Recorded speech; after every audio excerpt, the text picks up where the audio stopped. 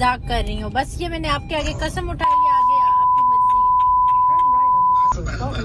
चलो आप तो मुझे बताओ कि मैं फिर अकेला हूँ अपने आप अकेले आए, आप कल अकेले आए। अगर आपको यकीन नहीं है तो क्या कहते हैं, इधर कराची में आपके दोस्त वगैरह जिसको मर्जी आप साथ लेके आए, मुझे कोई इतराज नहीं, आपने पूरे मजमे को साथ लेके आए।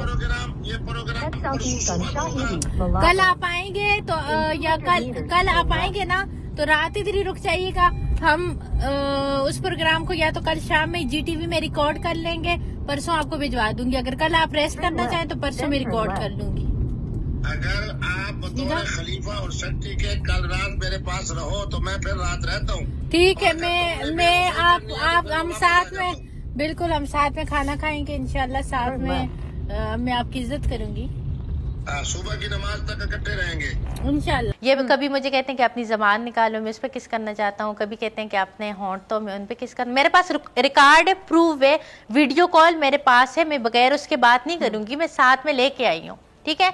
और मैं आगे से हंस के टाल रही हूँ कि ये किसी तरह मैं आगे से हंस रही हूँ और ये कर रही हूँ कि ये बंदा किसी तरह मेरे हाथ आए, मुझ तक पहुंचे। अगर अभी से मैं एग्रेसिव हुई, अभी से मैंने गुस्सा किया या अभी से मैंने ऐसा कुछ शो किया तो ये बंदा मेरे हाथ नहीं आएगा।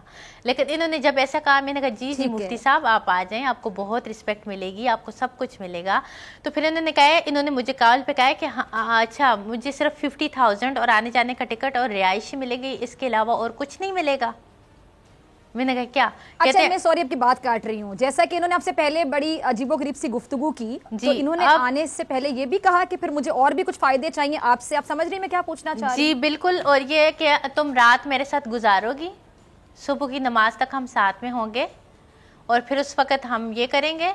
और पेशानी अपनी इधर करो, मैं तुम्हारी पेशानी पे बोसा देना चाहता हूँ, और तुम जबान निकालो, मैं तुम्हारी जबान पे वो करना चाहता हूँ। और मैंने कहा कहते हैं, और मैं बात में टाल रही हूँ, मैं कह रही हूँ कि जी मुफ्ती साहब आपको बहुत रिस्पेक्ट मिलेगी, आप एक दफ़ा आ जाएं। और ये चीज़ें मेरे पास हैं, मैं आपके अमले को दे के जाऊँगी, आप ऑनियर करना चाहें तो आप ऑनियर कर दीजिएगा सारी चीज़ें।